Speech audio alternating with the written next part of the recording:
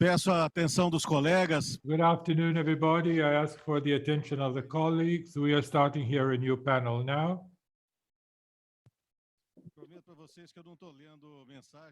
I'm not reading messages, but it's just that I have all the structure of the presentation here on my phone. So we're going to talk now about the future, paths and solutions in land use in Brazil. We already had an excellent debate of what happened, and we are here today in this COP exactly discussing this new moment.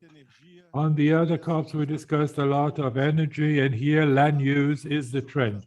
And we cannot talk about land use if we don't talk about Brazil.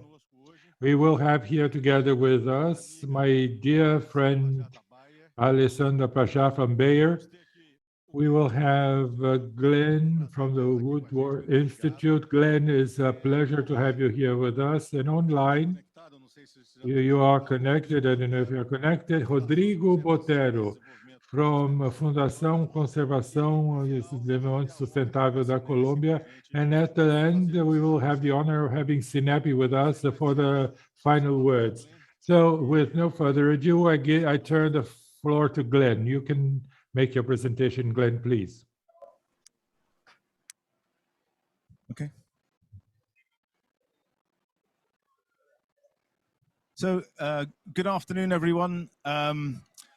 First of all, I'd like to apologize. I don't speak Portuguese fluently, so my presentation will be in English. But I think there's interpretation that's going to help.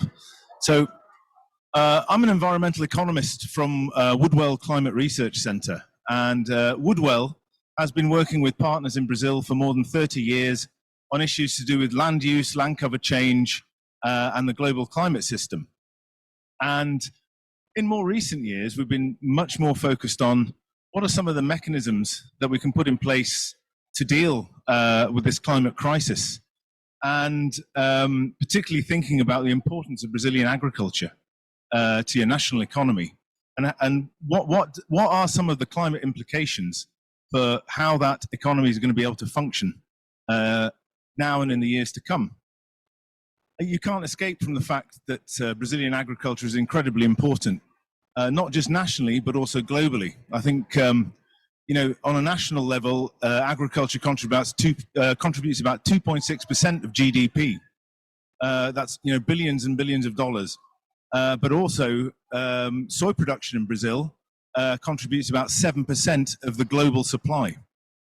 So Brazilian agriculture is incredibly important for the sustainability of food supply in the world. But also you have these incredible forest resources that are at risk from agricultural expansion. And that is compounded by the complexity of that is compounded by global climate change. But also importantly, those forests contribute an awful lot to the stability of your agricultural systems in the country. So just to frame a little bit of the science that we know, when we look at forests in the Amazon basin, in the Amazon landscape, you know, roughly 50% of the Amazon is protected, but 50% isn't. And so that's a lot of forest that exists in landscapes that are legally allowed to be deforested for agriculture. And not only are they at risk from deforestation for agriculture, but as the global climate changes, they're also increasingly at risk from fires and the changing climate itself. So deforestation, it alters the regional climate. And these maps basically show a sequence of panels showing the current forest status on the left, the land surface temperatures, and evapotranspiration. So what's the link between the forests and these two critical factors, land surface temperatures and evapotranspiration, which have a huge impact on your agriculture and the changing climate? Well, we're looking in the near future that land surface temperatures are going to be 5 degrees Celsius hotter. We're looking at the risk of, or the increased or the reduction of available water in the landscape.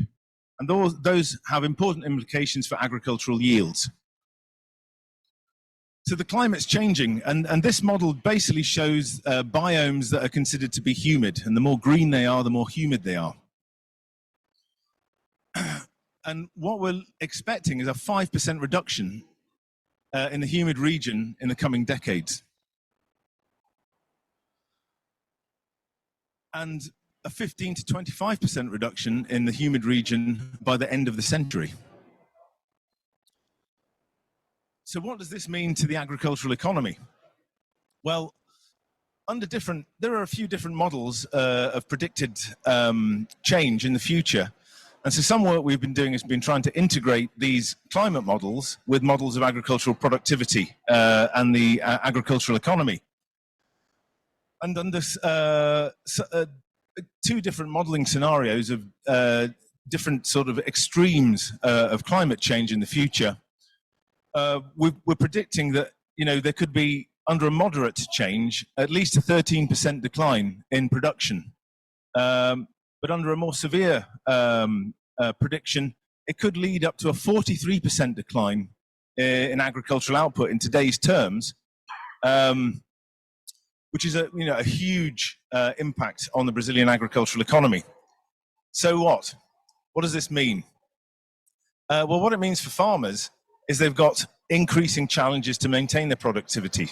So in recent years, we've moved to double cropping systems in the soy production system, and with increasingly erratic rainfalls and shifts in the lengths and the timings of the seasons, that double cropping system is at threat. So, you know, that has an immediate effect on the efficiency of farmers and their overall agricultural output. But in the larger financial sector, this also imposes certain risks on investments. And people who work in investment banks, people who work in private finance need to be concerned about this, and are increasingly concerned about this, because it means that the yield models in terms of the returns to their investment are changing. And at the moment are a little bit unpredictable. So, you know, this potentially increases the risk in all kinds of financial instruments related to the Brazilian economy, not just agriculture. Things like sovereign bond risk, that type of thing. So, you know, we need to be very conscious of the connections between a changing climate and the productivity of the Brazilian agricultural system. But, I mean, I think the important thing to know is these trajectories, they're not definite. There's a lot we can do now to change these trajectories and become more resilient to them. And, you know, deforestation is key to all of this. And I think, you know, we've also been working with colleagues at IPAM to look at different types of mechanisms to tap into carbon markets, to provide finance, to develop incentives for farmers in the landscape to conserve forests that they could otherwise legally deforest. So that's one particular mechanism. But I also know, and you will also appreciate, there are a variety of other policy mechanisms to do with regulation to try and improve the reduction, or try and reduce losses of forest on legally protected areas and other types of institutional landscapes. So we're looking forward to, you know, working with our local partners to investigate some of these mechanisms about how to reconcile the interests of farmers, protect them in this changing climate, and connect that to the global financial sort of architecture related to getting these carbon markets operational. Thank you, Glenn. Thank you so much. Pessoal, eu quero fazer uma... And folks, I would like to remind you that last week, it's important, we knew that we were being followed by people from all over the world. And last week, I was surprised with a call from a professor from the city of Goiânia, Professor José Augusto. Thank you, José Augusto, for your contact. And he gave us a challenge. His challenge was to know why I work so wonderful as the coalition in agriculture and forest does not expand throughout the educational area. Why aren't the schools having access to this work of the coalition in the most different levels? So today I would like to congratulate the COP School, the Cortex School, and the Rivas School of Arroyana in the city of Anápolis that are connected now with us, with all the students following this edition of the coalition here in Brazilian Climate Action Hub. You are most welcome, and we are very happy to know of your presence here with us. I would like now to turn to our friend Rodrigo Botero, who is online talking directly from our dear Colombia, a country that is dear to my heart. Welcome, Rodrigo. I would like to ask you a question. Colombia has been in the forefront, especially as of 2019, with a very proactive action about sustainability, very proactive about the forest conservation, sustainable architecture.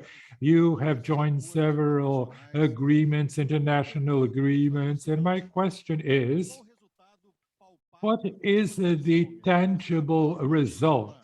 Can you already measure an evolution concerning this contest of the use of land in Colombia in terms of sustainability? And even more, if we could put together national governments with so different ideological visions like the ones we have here in the Amazon region for the preservation of the Amazon region. You are welcome, Mr. Botero. Well, many thanks for your invitation and for this excellent question.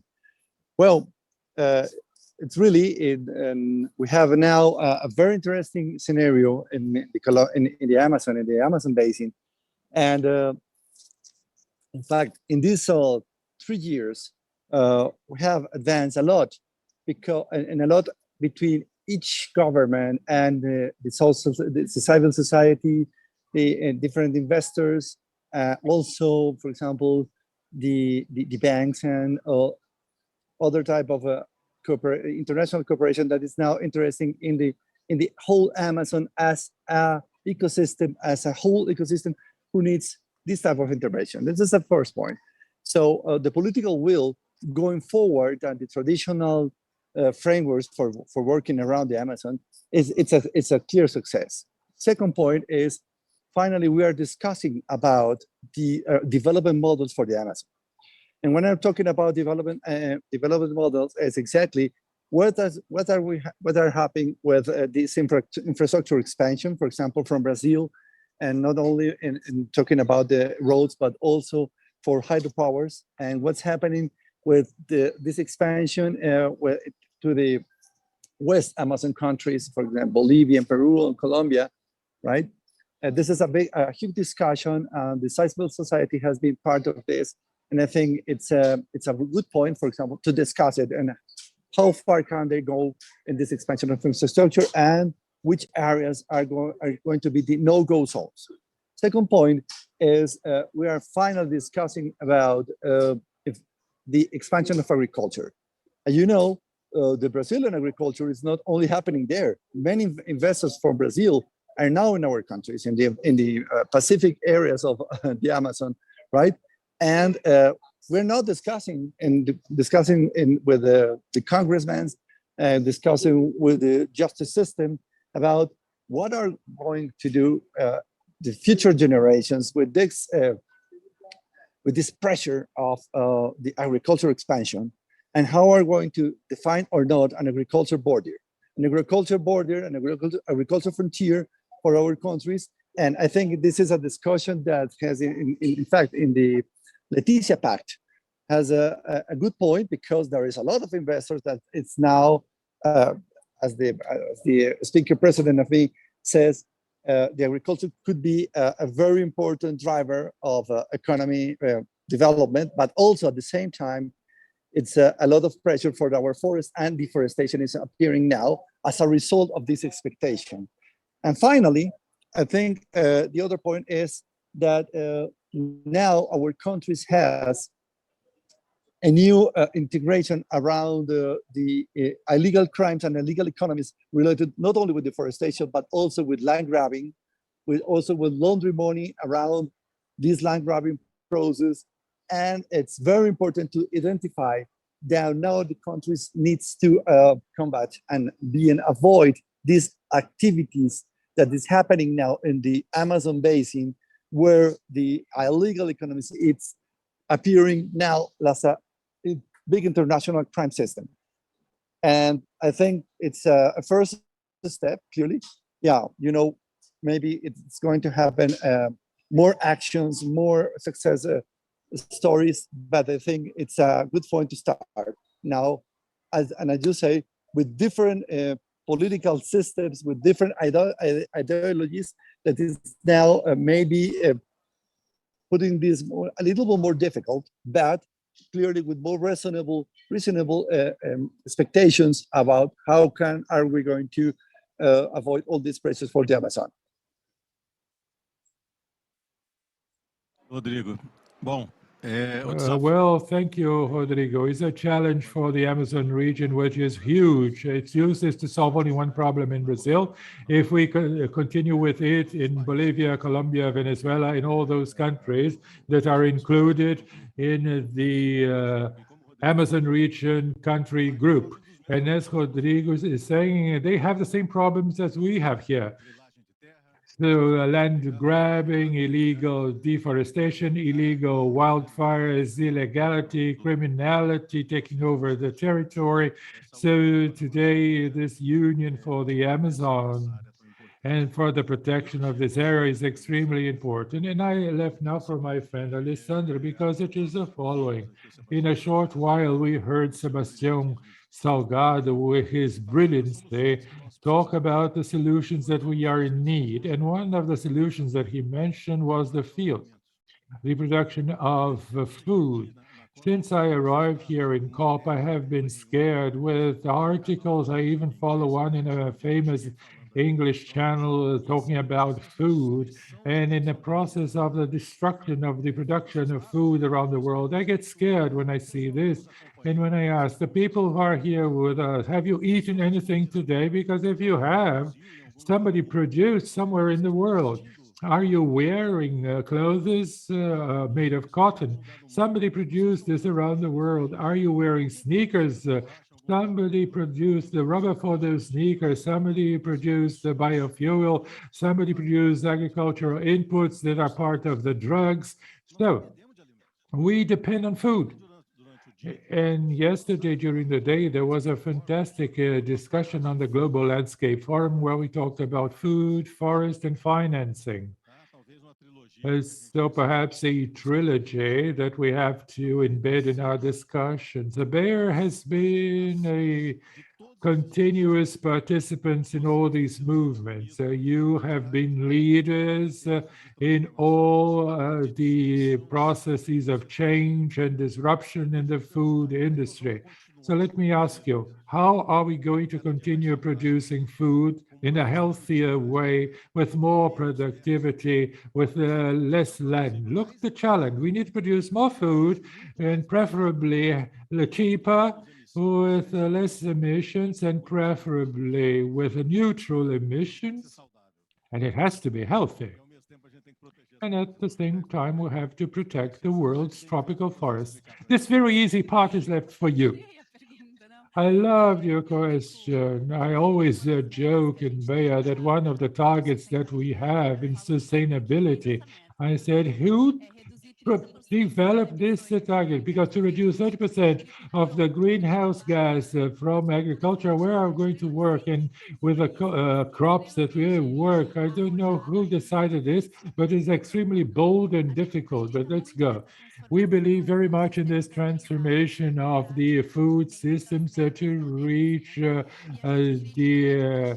SDG targets. And we believe, as Cristiano mentioned in the previous panel, that this equilibrium between producing more and preserving has to be perfectly in tune. And Cristiano said there is no gerund, so is this gerund of preserving should not happen anymore.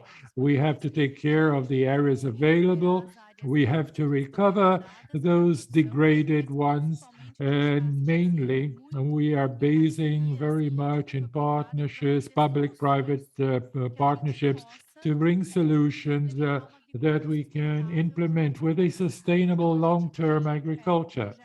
So we have in-house projects with the support of Embrapa and support of other institutions, so that more and more we can see the farmer using this. We are working with banks to bring these partners, to bring a value proposition, and to allow easy credit financing so that we can work in platforms, because alone this equation will not be able to be closed. And because we work in different sectors, how are we going to put them all together?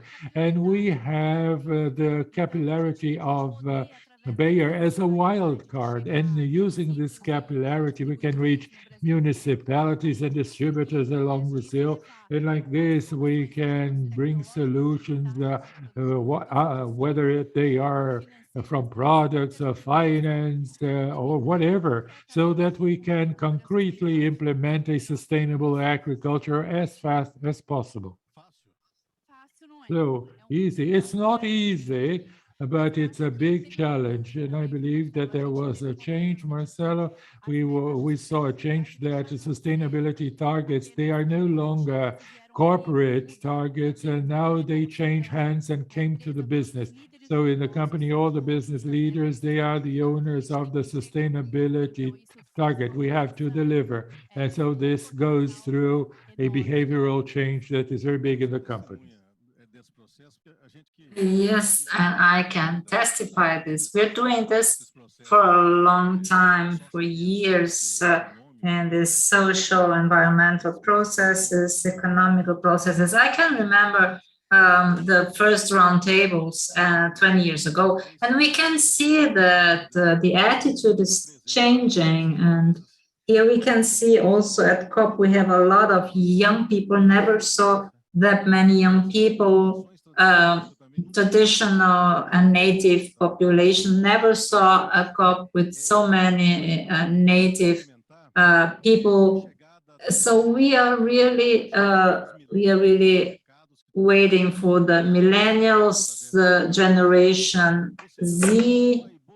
So things are happening, all the transformational processes, and I would like to ask Glenn on the third party of the equation, food, forest, and financing. Everyone is counting a lot on the carbon market. You are a specialist in this area. How do you see a future world in the middle and long term? How do you think a carbon market can be a tool to finance small and middle-sized producers? So they have 1,900,000 square meters in area. How can you help this new system? Yeah, that's a great question. So working with colleagues here at IPAM and also Environmental Defence Fund, we've been addressing that very question. What are the opportunities in the carbon market for smaller and mid-sized enterprises in the landscape to actually provide some of these forest conservation services? And I mean, I think Brazil already has some experience with different approaches like this, that are payments for ecosystem service schemes.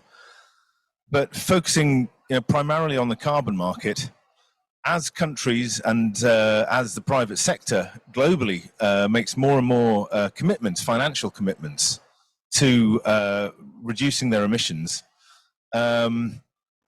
necessarily, certainly in the private sector, that's the first focus is really how to reduce their own internal emissions in their supply chain and their operations. But there are many private institutions that are unable to do that entirely, and they have to rely on things like offsets for short to medium term commitments to reduce emissions. So looking at these sorts of private voluntary carbon markets, there's an awful lot of potential there to raise the kinds of capital we need to be able to make these sorts of payments to farmers to try and offset their opportunity costs of conservation on their private land holdings that they are legally allowed to deforest versus actually converting them to agriculture. And that provides a couple of different opportunities. It provides income for farmers, for diversification, for investment in more efficient technologies and other measures to improve their resilience in their operations. And also keeping forest cover in the immediate agricultural landscape helps more generally with managing risk of climate change. Now, this mechanism that we're currently involved in, called Conserve, has a very strict set of compliance requirements for the farmers, which we hope isn't too daunting and too difficult for them to negotiate. But I think with a scheme like this, we have to look at realistically what prices we can achieve for carbon, and how much forest we can really conserve for the prices that farmers might be able to get. So the other sort of part of this is also looking at, well, if farmers are involved in a scheme like this, what other types of concessional finance or other types of ecosystem service benefits that they provide could also be funded in some way. And I think, to a large degree, if a farmer is involved in a payment for ecosystem service scheme, they're probably also going to be compliant with an environmental and social governance scheme for an agro-processor or an agricultural marketing institution that is trying to clean up their supply chain by making more commitments to environmental and social governance. So I think there are a variety of different opportunities, globally now to raise capital, and we have experience of different mechanisms to deploy that money to really support farmers in this critical work of conserving and managing these important landscapes. Obrigado, Glenn. Olha, eu acho que a gente pode traduzir o que o Glenn... Thank you very much. I think we can translate this as opportunities, as chances. That's what we have in front of us, especially the Amazon countries. Sometimes I see some colleagues here, they sit in front of the international investors and they say, well, I'm here giving my hand, I need your help. But is this really a help we need? What are we giving to the world? We're giving the carbon sequestration to the world. We have the forest. So I'm not asking for a favor. So the Amazon countries, they have a very important work to do, and this is very important, and this must be put on the table of international negotiation, and this must be brought to light. So we have a very huge asset, cultural and environmental. Rodrigo, do you see this in the same way? Should we ask for money, or should we just join forces with the rich part of the world to try to develop this in a sustainable world? And a second question, you represent a social organization from Colombia, and you are watching what's happening in Brazil. What should we learn from you in Colombia, and how can we grow together? We're an NGO. We're representing the civil society in Colombia, but also we have the support and working with our partners in the field, right? And then when I'm talking about our partners in the field, is the people, which is the reason of our organization. And talking about the indigenous people, we are talking about the hundreds and hundreds of families of peasants who has not land rights. And we are working also with a lot of new generation of people that are in urban areas, but are now very, very linked with all this movement trying to transform the development policies in the Amazon region, because they know the relation about the climate change, with what's happening with deforestation and the impacts here in the cities. So I think there is three groups, basic groups of people that are our focus in the future to involve, and not only in Colombia, I'm talking about all the countries in the Amazon basin that needs to work together. And as you said recently, I need to mention, for example, the opportunity or threat about carbon markets.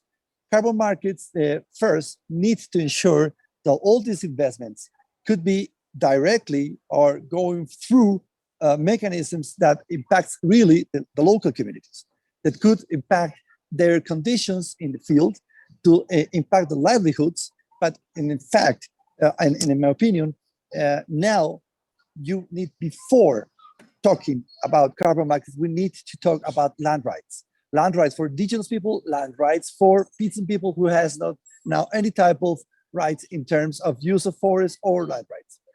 Second point is so civil society needs to work and ensure that the governments could provide us good information with quality data and opportunity.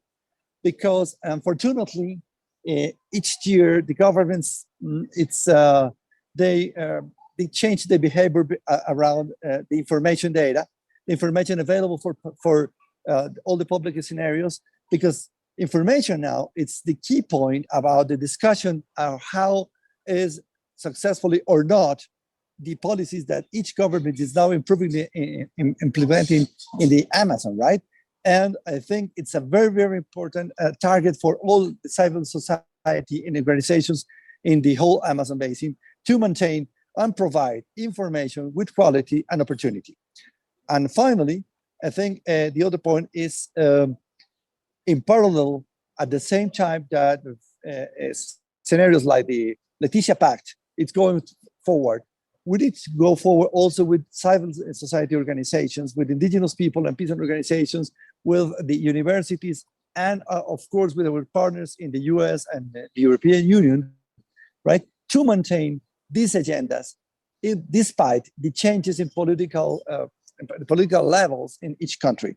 Because the civil society, in my opinion, it's the only group that it's with the capacity to maintain a long-term vision about what's going to happen in the Amazon and what's going to happen with the maintaining of forests, to limit the expansion frontier of the agriculture, to limit expansion of agriculture, to limit and focusing, and maybe by zoning, the expansion and development of mining and energy in the Amazon region. So I think the long-term dialogue between the whole world and the Amazon will be through the civil society. And that's my opinion, why it's important in this COP, right, to do this type of summit and discussion with all partners around the world, and of course, with a local and civil society organizations in this case.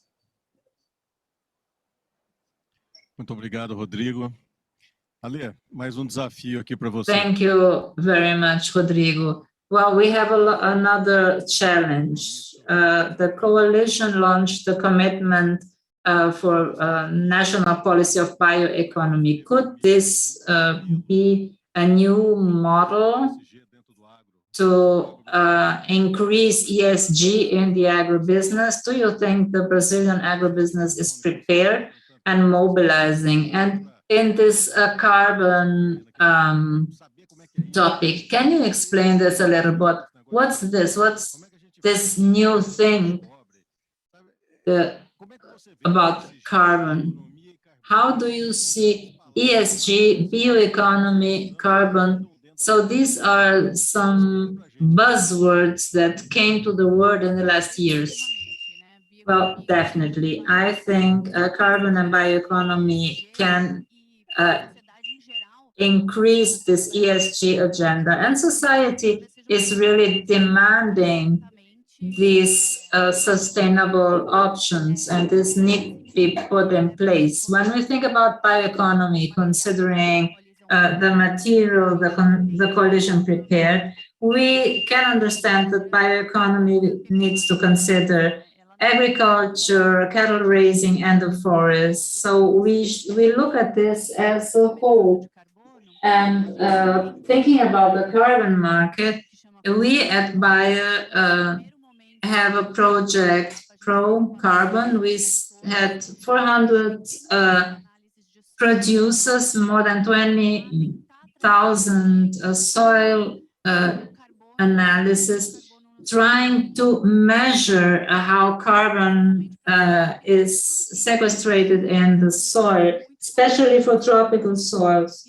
What we have in terms of literature is more focused on the northern hemisphere and not here. So this year, we are doing this with 2,000 producers. They are we are paying 70,000 consultants, and here we are doing the analysis for 3 years to see how sustainable practices, if they can have a benefit increasing the carbon in the soil. So we will have, of course, more organic material, biodiversity, and practices, and crop rotation, and also we are doing the digital agriculture, where we want to optimize the use of chemicals.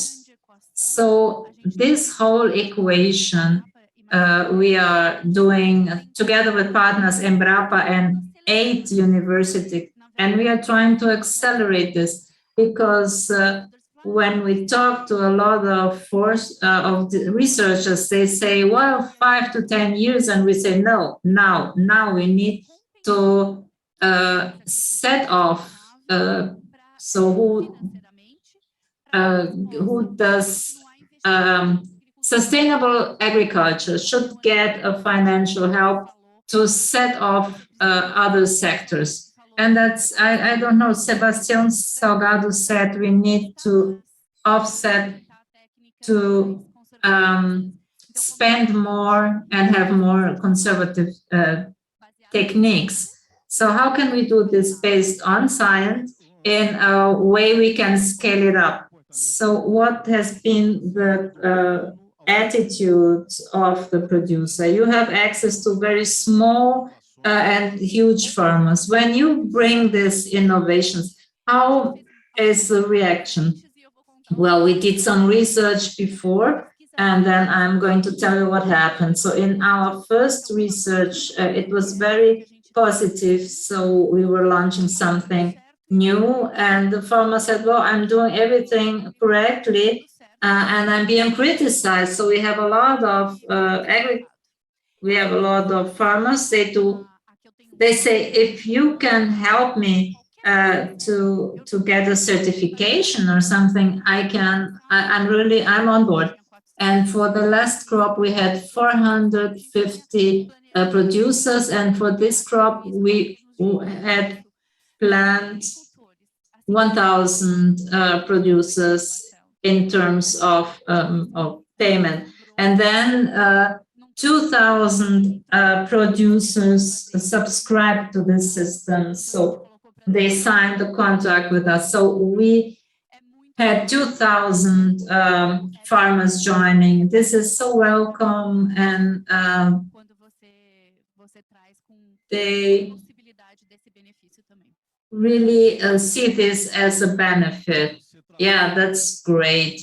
You work with the financial sector, the owners of the money, and we talk about investment in patient capital. That's not easy to find today. This is really hard to find. And usually people want the return of investment.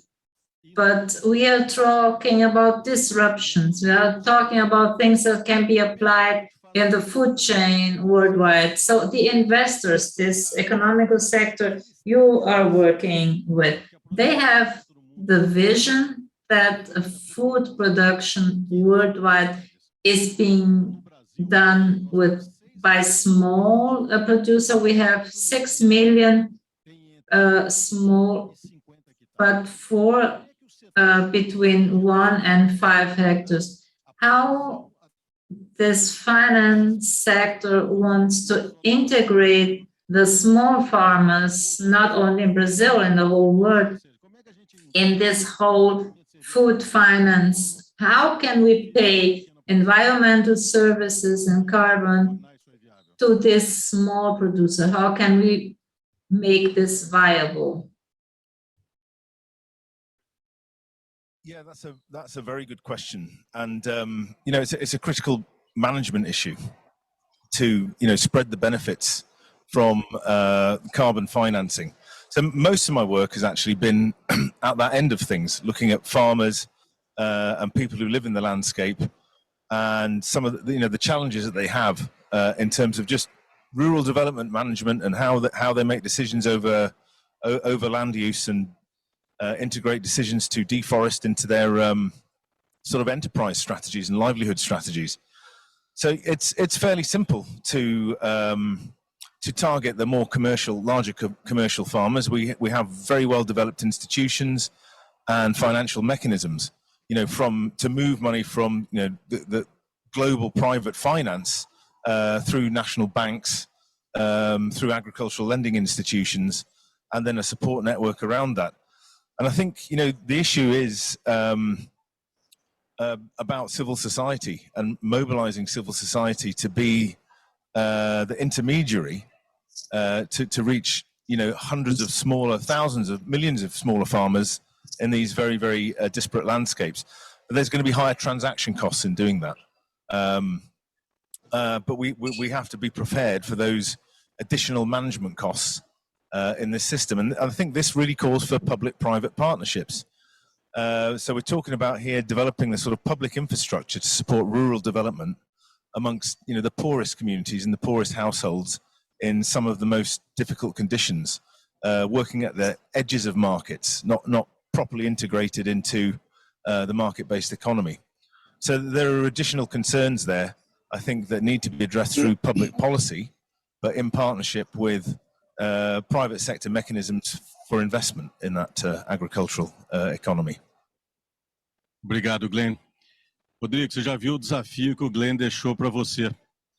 Thank you, Glenn. So you saw the huge challenge, because he says he needs a civil society as an intermediate. Here in the Brazilian Amazon, people used to say that in the years the private sector promised a lot, but was not able to deliver everything. So the social sector and organization of civil society promised also a lot, and also the governments. So, Rodrigo, what can we change as civil society and as a private sector in this relationship between federal government, subnational government, to change this development and to rebuild this cycle in the production of food? What's your vision in this word, so you can inspire us now? It's a hard work, and it's a hard situation, and it's a hard scenario, because there is a lot of expectations for the new investors that is appearing now in the Amazon basin, around carbon markets, around restoration projects, around, well, the different type of strategies that now appearing for investors to be here in the Amazon. At the other side, there's hundreds and hundreds and thousands of families that are in a very, very difficult situation, not only around the land rights, but also their basic livelihoods are in a very, very weak condition. But on the other side, we have seen now there is a more and more condition for global traceability, global assessments about the conditions where agriculture is now expanding, and not only for agriculture, for all types of economic activities in the Amazon, has now more interest in the whole chain of value, about what's happening inside, in the field, about their condition production. And the civil society could be a key part of these traceability systems, of these value chain assessment in all the steps from the ground to the markets. And I think the future, maybe one key point of the future is how the civil society and local communities are going to be engaged in these traceability systems, in this supervision and maybe roundtables of monitoring about what's happening in the whole chain of value of agribusiness and mining and energy activities in the Amazon region. And I think clearly there is not only a key part for the civil society in the Amazon countries, but also with our partners in the US and the European Union and in Asia, because we need to confirm that the host governments of where the final product is going to needs to be prepared and need to have the political will, right, to help us to do this traceability. So we're working now, for example, in the Colombian Congress through the civil society and many political parties that it's now putting the traceability and certification of origin of many new products that it's now expanding in the Amazon, right? And I think it's a good way, right, to ensure the participation for local communities, NGOs, the political sector, and of course, the private sector in not only in our countries, but also in the final countries where the market is now opening for pressure this process. Muito obrigado, Rodrigo. Bom, Thank you very much, Rodrigo. We ought to have Cinea Dovali now for some closing remarks. She also helped to organize the first book with an indigenous view on climate change. But unfortunately, she had an alteration on her schedule and she is still in London. She could not attend. We're going to miss her. And I would like to thank Rodrigo, who spoke to us straight from Colombia, Glenn and Alessandra. We have heard excellent messages here, and more than challenges, we have opportunities ahead of us. Brazil is a country loaded with opportunities in the land, in the use of land. What country has 33 million hectares of forest and legal reserve and degraded land that can be restored productively? What other country has 4 million private properties that can still be reintegrated in a productive process? We have a country to be built in a sustainable manner with social justice, social integrity, giving credibility to our partners and our buyers, and with the required transparency for all our products. I thank our colleagues who are watching us all over the world. I thank our students in the 3 schools in Goiás who follow us. You're all very welcome to the socio-economic, environmental world discussion. In the next COPs, you students will probably be sitting here where I am. Thank you all.